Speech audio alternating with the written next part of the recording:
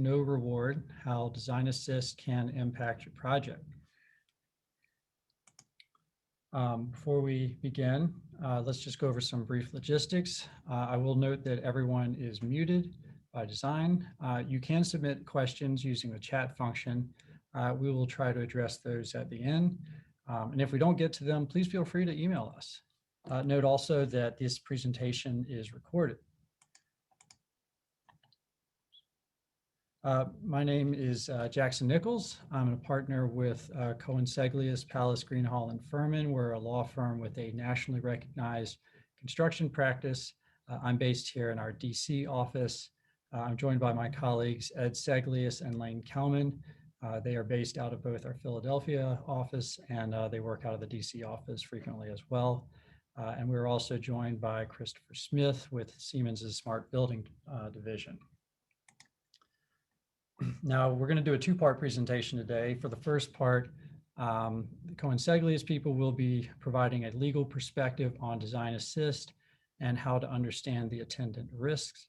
For the second part, Christopher Smith with Siemens will provide a contractor's perspective on implementing Design Assist on the job. And we want to say a special thank you to Washington Building Congress for its partnership in this and for hosting this program with us today. Without further ado, I will turn it over to Ed. Thank you, Jackson, and welcome all.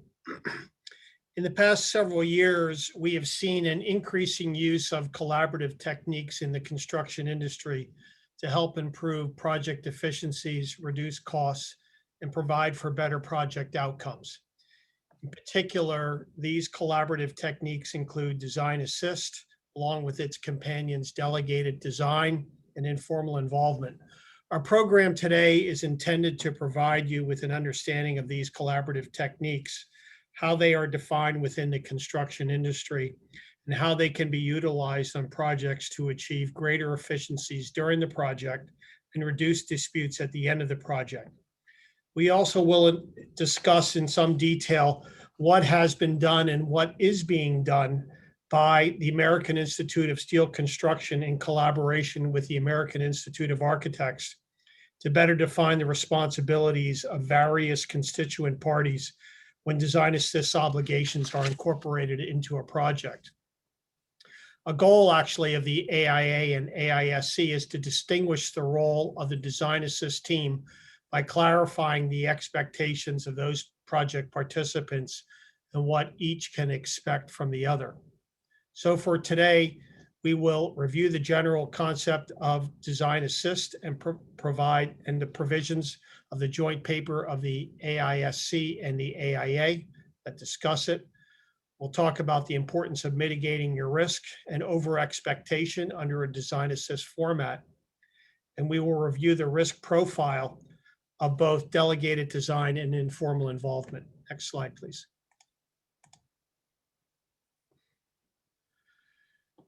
Last year at this time, the construction industry did not have a formal definition of Design Assist. Next slide, please. Now it does. Actually, we can go to the slide after that, Jackson, and the one after that.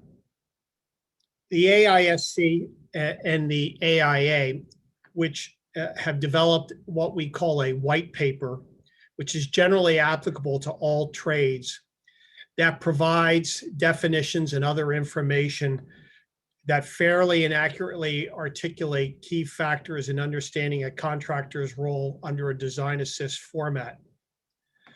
You'll see two sentences on the screen now, which I think are particularly important, which help define the term. In the first sentence, there is a discussion about the information that is being provided. In other words, to assist.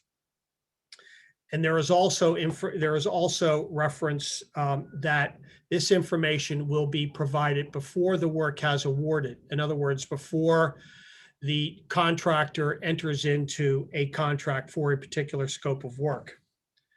The second sentence has three key parts to it also.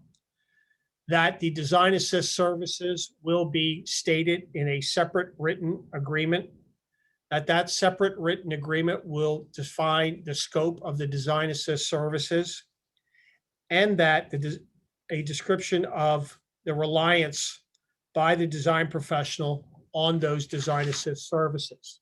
Next slide, please. Now, there's an additional 2 sentences here, and the key points are 2. First, the possibility of incurring liability for misinformation. In other words, to the extent that the design build collaborating contractor provides misinformation, which the design professional relies on, that does create an exposure for legal liability. But on the other hand, and secondly, and just as important, or maybe even more important, is the responsibility of the design professional to incorporate the design assist information into the overall project design, which of course then requires the design professional to not only understand the design assist information, but to determine then how it will fit into the project to assure that the project is complete and free of error. Next slide, please. Now, the typical participants in a design assist format are the following: the owner or the owner's agent, of course, the general contractor or the CM that is leading essentially the design team, the design assist team, the architect who's developing the plans and the specs and who will have to provide input on what the design assist requirements are, the engineer of record who is developing the design in close collaboration with the architect, but also will have a responsibility of helping to define the design assist parameters. Next slide, please. We then, of course, have the subcontractors who probably in this equation are the most important element because they will be providing the design assist information that will be passed up to the design team for the final formulation of the design. And then finally, there are other parties who may be providing specific technical input, such as specialty equipment manufacturers, suppliers, or other specialty contractors. Next slide, please. So those are the key parameters of Design Assist as presented by the AIA and the AISC. But what should the contractor expect from a Design Assist program? And what should they not expect? The Design Assist collaborating contractor should expect a clearly defined set of responsibilities and work and scope from the engineer of record or designer in a pre-construction phase of the contract and in a particular document. What it should not expect is an ambiguous phrase used to pass risk without clearly defining roles and parameters. So benefits of Design Assist. We've talked a little bit about some of the liabilities. What are the benefits? Well, theoretically, as I said earlier, the idea is to have collaboration within the contracting format to help improve efficiencies and project outcomes. Next slide, please. And that should translate into savings of both time and money. Next slide, please. So how does that apply to the traditional design bid build project? As all of you, I'm sure, are well aware, in the traditional design bid build format, the project participants are essentially siloed. And there is really very little overlap of responsibilities, particularly in the early phases of the project. There is a clear progression of responsibility starting with the design and a very linear process after that, bidding and then building. Design Assist, as defined by the AIA and AISC, is aimed at eroding these silos and enabling an atmosphere of cooperation through collaboration, starting at an early stage in the project. Next slide, please. And that collaboration is executed through input prior to construction or a complete design. And it takes into consideration alternatives and preferences as well, all in an effort, as I said earlier, to improve pricing, to better coordinate the project participants once construction is started, and to hopefully help eliminate problems either during or near the end or at the end of the project. But good intentions can go wrong. Next slide, please. Next slide. Up until now, or until the AISC paper, the concept of design assist was charitably described as ambiguous, murky, or widely misunderstood.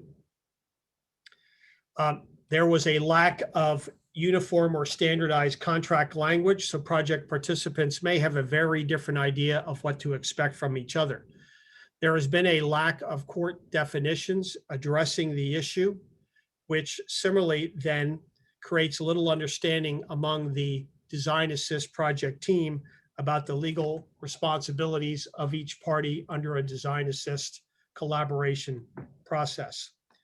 There's been a lack of treatment in statute, so to the extent that there is any Design Assist required on public contracting, again, we have the same problems that I just described. These factors, of course, make it hard to predict how issues ought to be decided or how a court or arbitrator will adjudicate a dispute. Next slide, please. Let me give you a short example of what I mean about potential liability exposure, where the Design Assist responsibilities are not clearly defined, or even if they are required, they come at the wrong time in a project. Let's say, for example, that a subcontractor wins a contract, but the sub does not know where the Design Assist, or I'm sorry, the design finally stands at contract formation. The sub is required, nevertheless, to provide Design Assist services in the base contract. First mistake. But it gets no description of its Design Assist responsibilities. Thus, it is not sure what is expected or what it may be responsible for.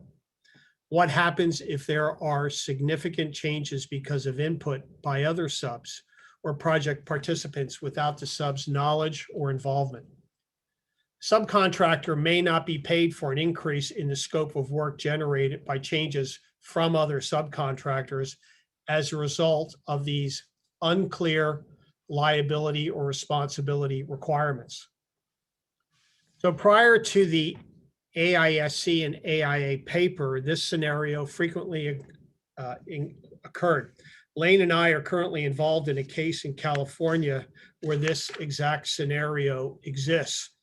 The Design Assist responsibilities were inserted into the base contract and were ill-defined.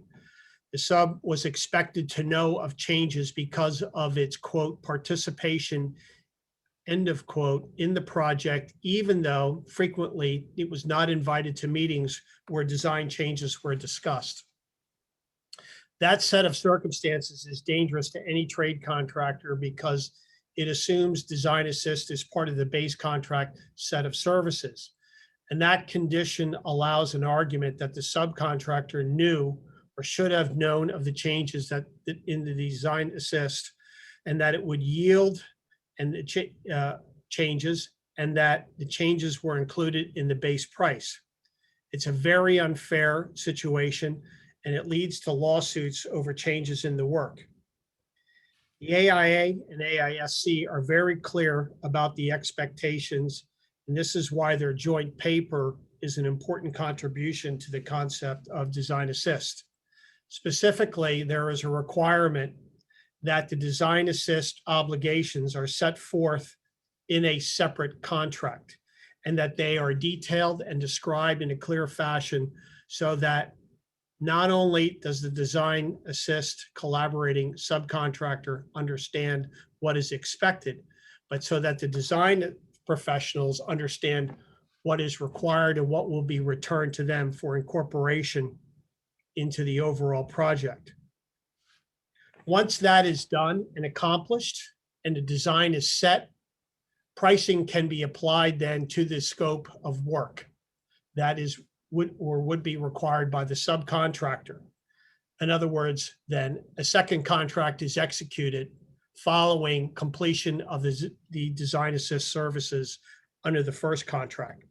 So the AISC and the AIA paper works to fill a vacuum that has existed since the introduction of the Design Assist concept. But unlike phrases such as no damage for delay or unforeseen conditions, there is, as I said earlier, virtually no case law defining design assist and addressing the legal liability issues related to it. So while we now have at least a useful framework from the AIA and the AISC for understanding design assist, we still do not have a body of case law that will help further define the legal liability limits of design assist. So how this concept evolves, I fear, will be in some manner based on trial and error. There is, however, one case from Massachusetts that at least provides an analogous analytical framework for addressing design assist liability issues. The Coughlin case, next frame, please. The Coughlin case comes from Massachusetts and was decided in 2015. The court considered potential liability of a general contractor and a trade contractor under pre-construction services, under a pre-construction services contract. Gilbane was hired by a public owner to build a psychiatric facility when the design was only partially completed. Gilbane and its subs were to provide pre-construction services that reasonably could be analogized in this case to design assist services. Turns out that the drawings contain numerous design errors and omissions that required costly changes, and it severely increased Coughlin's costs by about 50%. Coughlin brought suit against Gilbane to recover these increased costs, and of course, Gilbane brought suit against the project owner under the legal theory known as the Spearin Doctrine. And some of you may be familiar with that, but under the Spearin Doctrine, which is a 1918 U.S. Supreme Court case, the owner impliedly warrants that a design can be built when it releases documents for bid to contractors. The owner, of course, fought back on these arguments, and it claimed that because the contractors were involved early in the process, they knew or should have known about the design issues that caused the alleged damages. That argument may sound familiar to some of you. But can Spearin help where the subcontractor has been engaged early to provide design assist services? We think it can. But to answer that question, we need to consider the pre-construction services agreement in Coughlin and link that to the design assist agreement. In Coughlin, the court determined that the owner impliedly warranted the documents under Spearin, as I said a moment ago. But there was an important caveat created by the court. The court said that on a project where pre-con services are involved, the analysis changes and holds the CM and the sub to a higher standard of performance. And in this case, the court considered the level of participation of the construction manager and the sub in the pre-construction phase. And it also considered the extent to which the contract delegated any design responsibility to the CM and the sub. But ultimately, what won the case for Gilbane and Coughlin was a provision in the contract stating that the owner and designer maintain control over the project design. The CM and sub were considered to be informal consultants without responsibility for design. That's a key finding. And that observation by the court is really what links together the Coughlin case to design assist. And here's how. The AIA and the AISC in their paper similarly say that design professionals maintain responsibility for the overall design, even though subcontractors contribute information for that design. In other words, because of the maintenance of that control, which was similar to the Coughlin case, that relieves subcontractors or contractors from any design responsibility that the owner or the design professionals may try to impute to those two parties. So there's a couple takeaways. Let's go to exhibit, or I think it's page 25.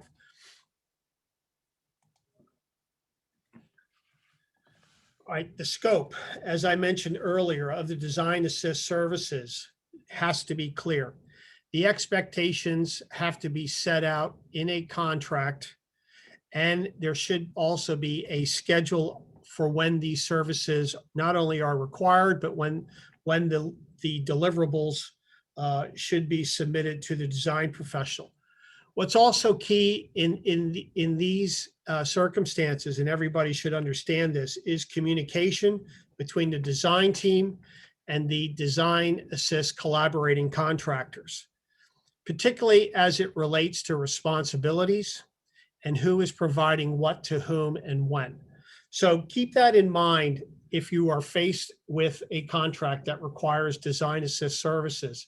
And keep in mind that those DesignAssist services should be set out in a separate contract and that they should be completed prior to the time that you execute a contract for performance of any of the scope of work. Jackson will now talk about some DesignAssist services that can be provided even though there is no standardized list of services. It's more of a menu. Go ahead, Jackson. Thank you, Ed.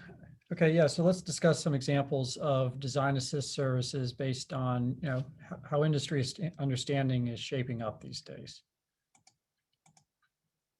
So, as Ed alluded to, we have the consensus docs, but there's really no standard contract that's in widespread use. And the expectations and the norms of DesignAssist are still evolving. And that includes what types of services and scope of work can fall under DesignAssist. It's design scope of work. There's no real set menu for this. Now, the AIA AISC white paper in part 1 that is out now recognizes several different types of work that would be included regardless of trade. There's an upcoming part 2 that will provide some more guidance on this, but that's going to be limited to the structural steel industry. So let's talk about some examples. And I think these are from the consensus docs, 541. For our contractors in the audience, a lot of these will be familiar as things that you are already asked to do on projects, either as part of the contract work or as work that develops as a project proceeds. So you've got evaluating alternative design solutions for cost and constructability. That's one example. You've got collaborating with the design team to suggest improvements to design elements. So you could have suggesting modifications to the specs or preparing cost estimates for a specific scope of work. Another example is preparing preparing schedule requirements. You might be asked to validate the proposed design from a constructability standpoint. And a final example is helping the design professional develop a design that brings the highest value or keeps costs low. So what are some important provisions for DesignAssist contracts?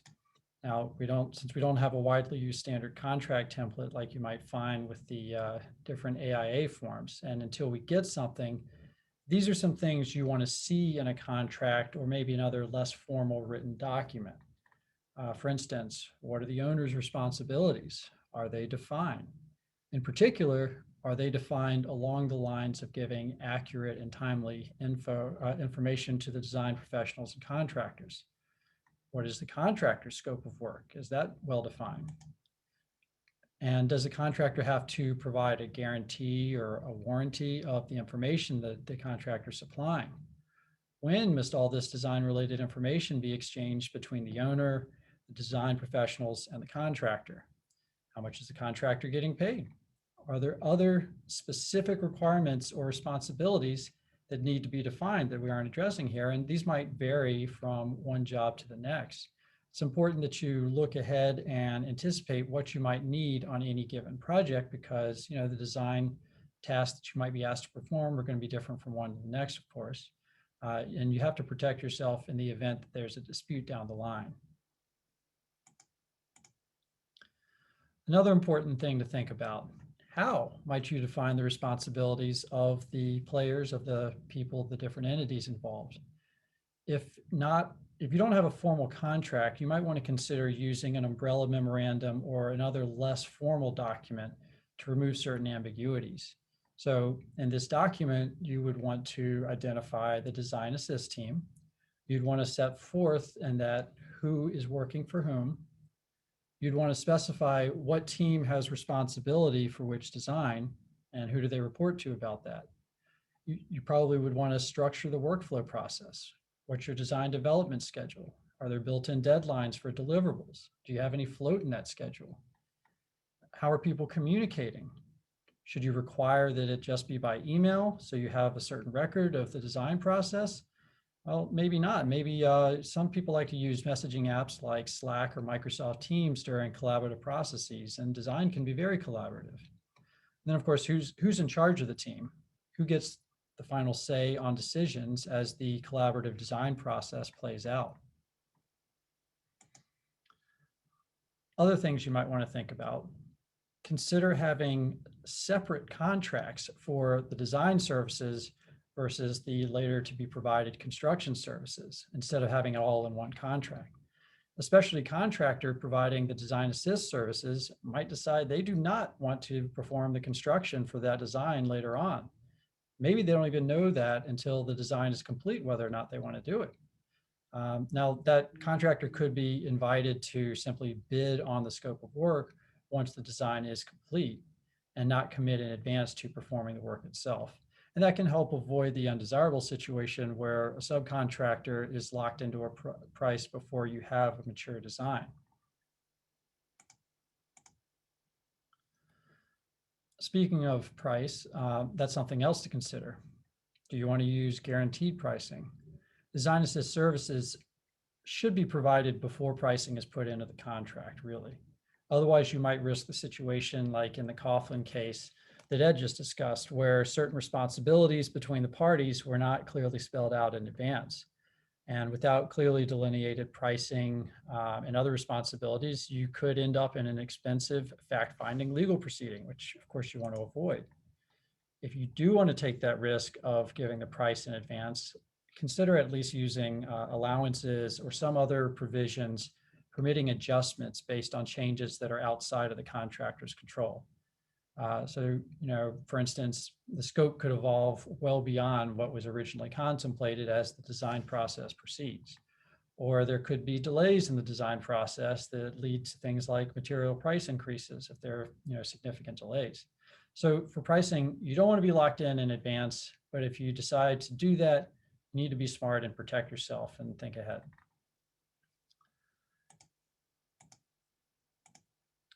So we've talked about how to think about design assist specifically. My colleague Lane Kelman will now discuss how to distinguish design assist from related concepts that are often used interchangeably, but should be thought of separately. Well, congrats to the 73 participants that made it to this point. The seminar today and the AIA-AISC white paper is not intended to be purely academic. Jackson alluded to in his presentation, from a drafting perspective, some considerations. As we wind up today, what I'd like to talk about a little bit is moving forward, the purpose of the seminar and actually applying it, which is understanding the role that you want to have moving forward, moving from really intellectual and academic to real life. And if you're in a dispute now, trying to decipher and navigate what that dispute is and what your role is versus someone yielding a sword saying that you have design assist responsibilities and you really understanding what it is you signed up for. So when you get to either contract negotiation, contract drafting, you know how to exclude the risk and pass the risk on. Or if you are managing a dispute right now or C1 coming on the horizon, you can hopefully try to come to command with what the contract calls for and how the course of conduct on the project itself may help determine the different roles and how you navigate those roles. Okay, Jackson, next. So as at this point, you should understand, hopefully, that there's risk inherent in any construction project, but on the continuum that we have here in front of us, there's an informal involvement on one end and delegated design on the other. Somewhere in between, you're going to have design assist on that risk metric there. Delegated design, of course, is going to have the most risk as the designer, informal involvement, and the least risk. Design assist comes with risk as well, and we'll talk about that.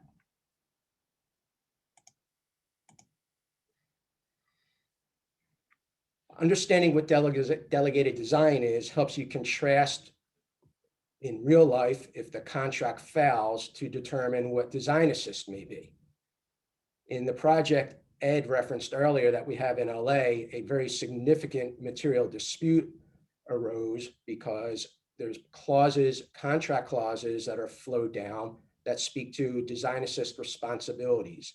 And that design assist clause is being utilized as a sword by one party, saying that extra work claims by another are not valid because you either knew of the potential design chain evolution because you're involved and your pricing necessarily includes it, and you have a design assist component to your contract, or you're involved in the design itself, and therefore these are not extra work items.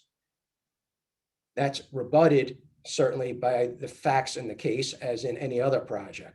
But when you look at the drafting and try to understand how to eliminate risk, you have to then contrast with the structure of the contract. Design assist is not delegated design. Delegated design is when you have a project design professional who has performance requirements that are developed upfront, and they transfer the design around those performance requirements to a specialty contractor, whether it be mechanical, electrical, roof, whatever it may be, fire systems, whatever it may be. So the subcontractor then must design and construct around those performance requirements.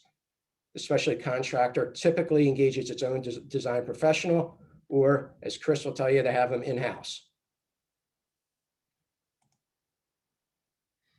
Delegated design occurs after the deliverables, that is, the performance requirements, have been determined, while design assist is by its nature supposed to, and I emphasize supposed to, occur while the performance requirements are being developed in conjunction with the rest of the team.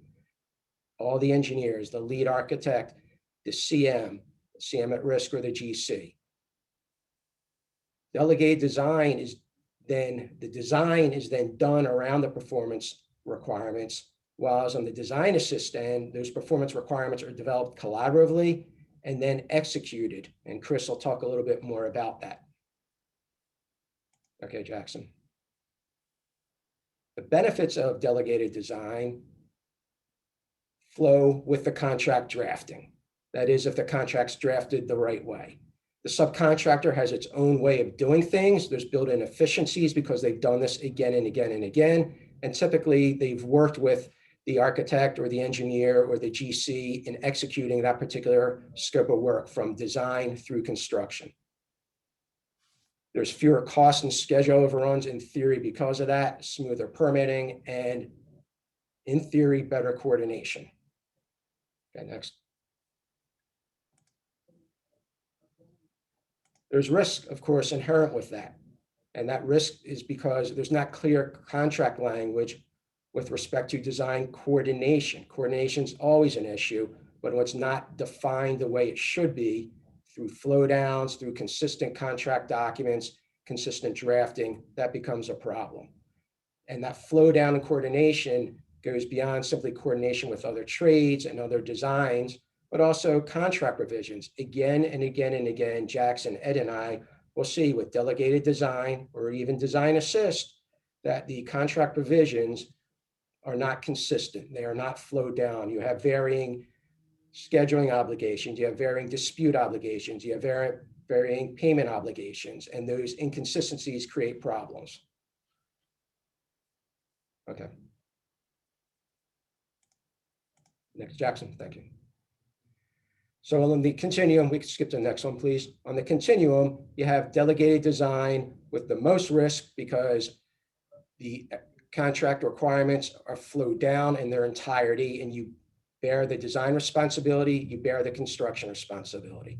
Informal involvement, which is the other side of the continuum, is exactly what it sounds like it is. In the field discussions, front-end discussions, there is no contract, there's no compensation, there's no expectation upon reliance of that input. Instead, you're hoping to get the inside track to the job. That's the reality on the front end. Next slide, please. It happens on an ad hoc basis in the field where a field sketch is generated, happens on the front end because you know of the team that's chasing a particular job, and that team's relying upon you to put together the best package possible. It's common, and it happens it's how you get jobs oftentimes. Next, Jackson. Informal involvement, however informal it may be, is actually defined. It's an informal exchange of information between a design professional and a contractor in which there is no agreement, no compensation, and no expectation that the contractor will guarantee or be responsible for the accuracy of the information provided. That falls on the folks upstream, and that's crucial. Next. Informal involvement is on the front end, will involve constructability and manpower expectations, cost estimating, scheduling, VE, product selection, all geared towards coming up with the performance requirements or then ultimately the for construction docs. And it's also certainly when developing on the GMP. So you see that often on the pre-GMP end. The risks of with informal involvement can be interpreted as design assist, particularly if it's happening post-contract. Contractors should caution that their input is informal and only opinion, even if it's pre-contract, pre-GMP. Avoid holding themselves out as design professionals. You're a contractor. That's it. Make recommendations that the final design decisions are left to the design professional, not the contractor. And then, of course, offer to provide input formally under a contract. Get the pre-GMP executed. The liability exposure for subs varies depending upon delegated design, design assist, informal involvement. And this chart here, I think, breaks down the risk from high to low pretty succinctly. Certainly on the delegated design end, since you are in charge of it all, you own the highest risk. On the lower end of the spectrum, because of informal involvement, you have low risk. That doesn't mean in any of those construction contract structures, you shouldn't paper it the right way to define that risk, define the parameters, create exclusions, and pass the risk on. So takeaways. Design assist is a distinct process from delegated design. Make sure your contract accounts for that. Make sure your contract defines that. Delegated design is understood since it's the most common. Design assist is not. Establish the parameters and utilize the exclusions and suggestions that Jackson and Ed outlined in their presentation. Do not confuse those doctrines. There's confusion creates conflict, and conflict creates, and confusion, of course, creates opportunities to exploit that. Contractors, subs, and owners employing any services should develop a clear understanding of the processes to make sure there is appropriate use of these different formats for a particular project. So understand the possibilities and build your contract and the documents around those different avenues. Chris? Thanks, guys. Pop my screen up here. Oh, it says you gotta stop sharing your screen. No problem.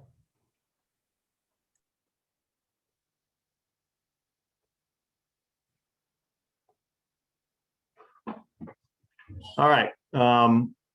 So we guys just got a lot of good information from a legal perspective, contract perspective, about some potential risks and liabilities when it comes to design assist contracts, but also the benefits of entering such an agreement.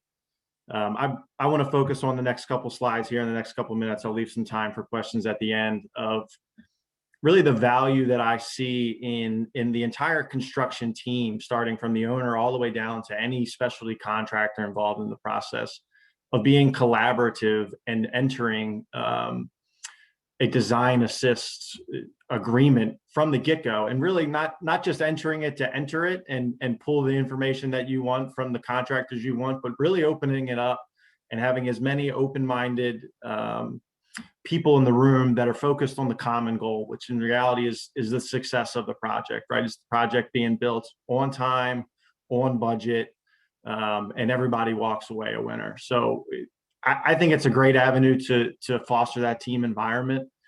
If I'm looking at it from an owner's perspective, why do I want to differ from the typical design, bid, build process? It's been done for years and years and years. Buildings get built, tenants occupy the buildings, we make money, it's time. Life is good, right? We move on. Well, we didn't prepare these slides post-COVID, but COVID has kind of really changed the commercial real estate environment out there, and owners don't really know what they need to do or how they're going to get people out of their homes. I think most of us here are at home on this call. How do you get them back to the office? So you really need to build an asset that differentiates itself from all the other options that are available in the market. So how do you build a new building? How do you differentiate yourself? It's probably not by entering the same typical design, bid, build process that's been done for the past 100 years and has resulted in the buildings we see around us every day. So by gaining some valuable insight from specialty contractors, and really the entire team, and fostering that innovative environment is really how you drive a better product. Another benefit, moving down the slides here, the guys mentioned it before, it's an effective way to manage your budget throughout the process by keeping everyone involved and hearing everyone's input. Not only do you kind of have an expectation of what the price is, though I agree with our friends earlier that as a contractor, you don't want to commit to a price because you don't know how that design process is going to unfold, but you can certainly be providing budgetary information to avoid the sticker shock or the shock value of a proposal when it does finally reach the owner's desk. So managing the budget, managing the schedule, understanding if this building can be built how we're talking about. A lot of folks like to come up with good ideas for a building, but can this thing really be built, and can it really be built in the time that we're expecting it to be built? By having input from not only that specialty contractor, but all the trades that specialty contractors' work affects. That really, having all that input really drives whether or not that schedule and the feasibility around that design. I saw one of the questions come in earlier that how does this differ than a typical pre-construction construction manager project? And it's very similar, I think, in the scopes of services provided there, but the design assist with specialty contractors really kind of focuses in on that one particular element, where a pre-construction manager is kind of in charge of managing the entire job and managing the scheduling and the constructability and the budgeting process. It really allows the expertise to the people who do whatever their specialty contracting job is on a day-to-day basis, getting their input and getting their value added to the conversation as early as possible. So if I'm a designer, I would be interested in entertaining a design assist contract from a specialty contractor for a couple different reasons. They may take some of the workload off of me. As a designer, my biggest asset is my time. That's how they typically make their money, is being able to produce valuable constructible documents as quickly as possible. So if I can shift some of that risk or have a design assist partner kind of do some of the legwork for me, I'm interested in seeing where that asset leads the conversation.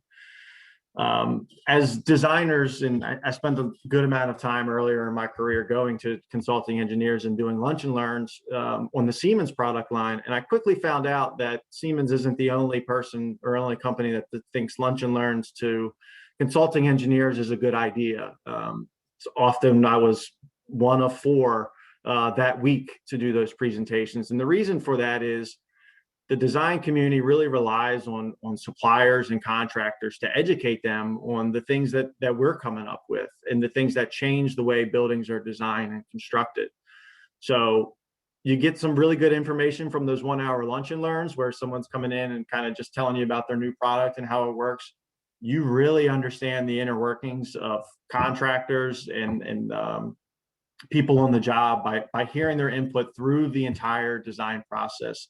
Hear what things you're designing trigger. Okay, that may be more cost or more time or more risk associated from a contractor's point of view. Often we don't have that meshing of ideas and really understand the impact of a decision made over here. How does that affect the entire tier, top to bottom? And the design assist role is a great way to get those insights talked about and discussed and implemented. Again, it helps the schedule. If the project is experiencing some budget overruns, you can recommend some value engineering opportunities early and often throughout the design process. It's no secret, and any construction professional on this call has probably seen the chart that says as the cost of changes increase as the time of the project moves on. The earlier you realize you may have a budget issue or there could potentially be a better way of doing something, the earlier you recognize it and the earlier you alter the design, the better product and the better value we're really bringing to our ultimate end user customer, the owner. The design assist contractor can help with RFIs, not only throughout the design process and the bidding process, but throughout the construction process, should they be brought on to perform the work that they've designed assist on. That's, again, another pretty big cost impact to the design firm, is answering all of the RFIs that come in throughout that project. So if they get a little bit of help in that, they get a little bit of guidance, they get a little bit of more insight into certain aspects where a design assist contractor is involved, that helps everybody at the end of the day. You're reducing your commissioning risk, as a lot of maybe the issues that could have been brought up early have been designed out of the project up front. Not to say you're going to catch everything. Every project has its challenges, but we want to shine the light on them as many as we can, as early as often, to try and mitigate them. When we're all waiting for that building to open and everyone's kind of standing around going, okay, well, how's this going to work? We want to knock that out early in the process.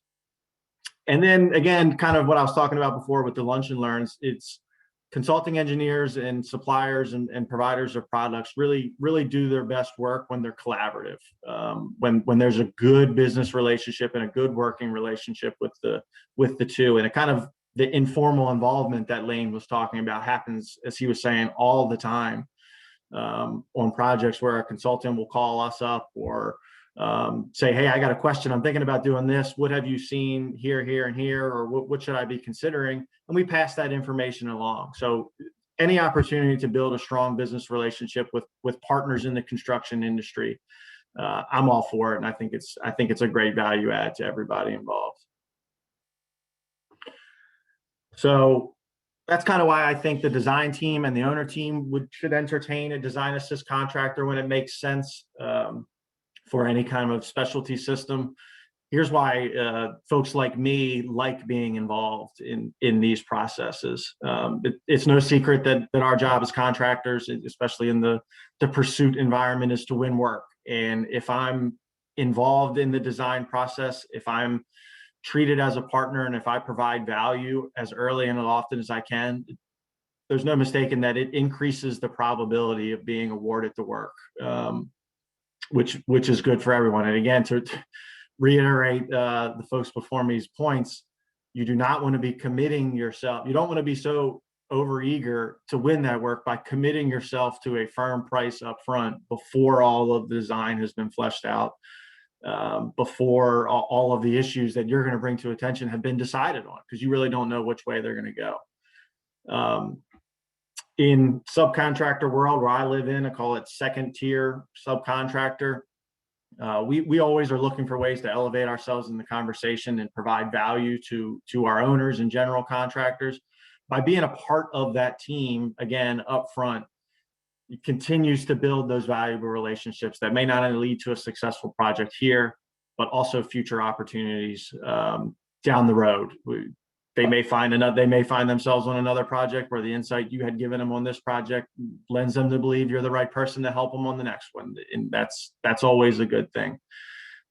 Specific to the project, the more a design assist contractor is involved in those collaborative design processes, the more they understand the overall goals and the overall challenges of the project, not just related to the work that they're pursuing or design assisting on, but really the overall challenges, right? How am I going to get 9-foot ceilings floor by floor? How am I going to get this thing turned over by 2023? How am I going to reduce the risk of COVID transmission throughout the building? How am I going to make the people safe? There may not be a direct answer to all those questions, but if you're understanding how your customer and your owner is thinking, you're better positioned to provide value to that project. You help control the costs, right? By having your ideas heard, you can control not only the overall cost of the project, but your internal costs, because you understand what the job is and what really needs to be done. And you may not miss certain things that you may find out later in the job that you're now taking a little bit of a loss on.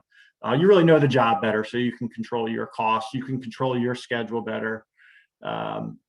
And I think at the end of the day, you really can provide a better solution to the owner, whatever your specialty environment tends to be. Ours is technology and smart buildings, facade, mechanical systems, electrical systems, all of that stuff lends to this type of model.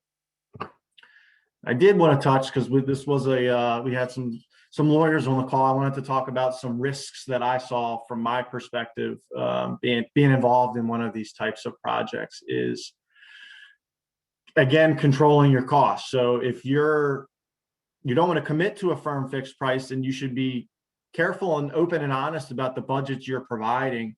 But once you do start giving ballpark figures for where the cost of your work is, you're really kind of setting that expectation that you're going to be in that ballpark, and you really don't know how that design process is going to go, because it's really early and you got 2-3 years ahead of you of working with people and seeing this building evolve. Really controlling your cost and being smart about any kind of figures and numbers you put in front of people is a good thing to be thinking about constantly. From our perspective, and it's probably from all the other specialty contractors, exposing your intellectual property, right? I'm hesitant to commit a firm fixed price because I don't understand. I'm not comfortable with the risks of committing to a price before the design, but I want to be doing this work, and I'm giving all of the people in the room, all the people of the design team, information that myself or our company has come up with, and it's our competitive advantage in the market. You want to be very careful about how you're sharing that information, playing that balancing act of, well, I want to give as much value as I can, but I don't want to give this information so it can just be handed to my competitor. From a legal perspective, any documentation you're putting in front of the owner and construction team that you do not want shared needs to be marked confidential, I think, at a bare minimum. The other folks from the call would probably be able to speak more to your ways to mitigate that risk, but it's something to think about, right? You don't want to give away your secret sauce if there's no return on that investment. Lighting and design team. And just some of the other things we already talked about, becoming responsible for all of the issues in the project that are tangentially tied to your work. Siemens is a HVAC controls provider. So if I'm a design assist contractor for the control system and there's an issue with a piece of mechanical equipment, I'm part of having to solve that problem, and we're happy to do that. But if you're the design assist contractor and you've been involved from the beginning and you've had the opportunity to give all your input, you may be in a position where they're looking to you to solve a problem that may not be your problem to solve. So understanding that risk and navigating those waters is also important. And then I think internally at the end, how much bandwidth and how much cost and how much time are you willing as a company and as a project pursuit team willing to invest in this design assist opportunity? We've said it multiple times already. I'm not committing a firm fixed price to do the work, so I have no proof that I'm getting the work. I think the time that we're spending is increasing my chances tenfold of getting the work, but I don't have a piece of paper that commits them to provide payment for the services that we want to provide down the road. So how far all in do you want to go with your internal resources, engaging your internal engineering team, lining up subcontractors that are going to hit real bottom line cost figures to your group?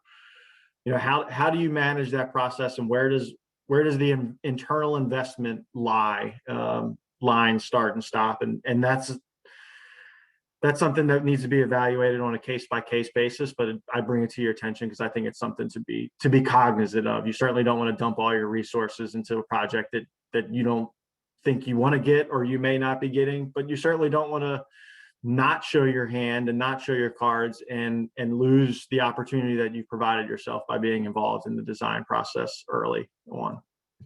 So that's my spiel from the subcontractor point of view. This is who we are, and I'll open it up for questions. I know we've had a couple come in on the chat. If there's anybody, Olivia, you can help moderate this. And do they all just shout at once, or I'll stop?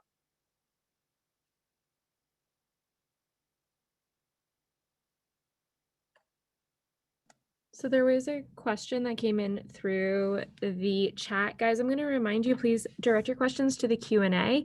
So then this way, if there's any questions we don't have time to get to, we can follow up with you after the webinar. It says, I was a member of AIA's documents group and had the opportunity to provide some reviews and input to the AIA AISC white paper on DesignAssist that your presentation referenced. You did a very good job. This mostly seems complimentary. So thank you very much for that. I'll make sure all the presenters get a chance to receive the compliments. Folks, And I believe Lane was able to address questions as they came in, correct, Lane? Yeah, that's correct. And if there's any follow-up to any one of us or all of us, our contact information is in front of you. Feel free to fire off an email or call any one of us, and we'll get back to you as quickly as possible. I know there was one question that was posed to me, to all of us, I should say, that I just need a little bit more information before I could answer that. And feel free to follow up on that. And I thank everyone for their time, WBC for hosting, and Siemens for organizing this. We very much appreciate that.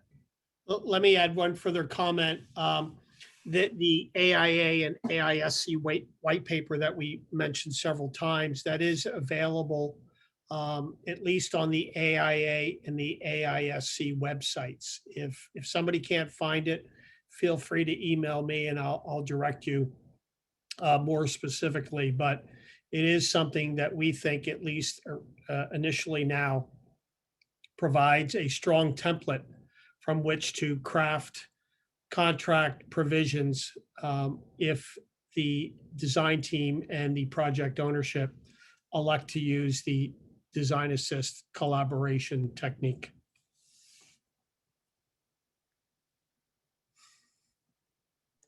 All right. Okay, I think that's it then. All right, thank you all, and look forward to seeing you in person at some point.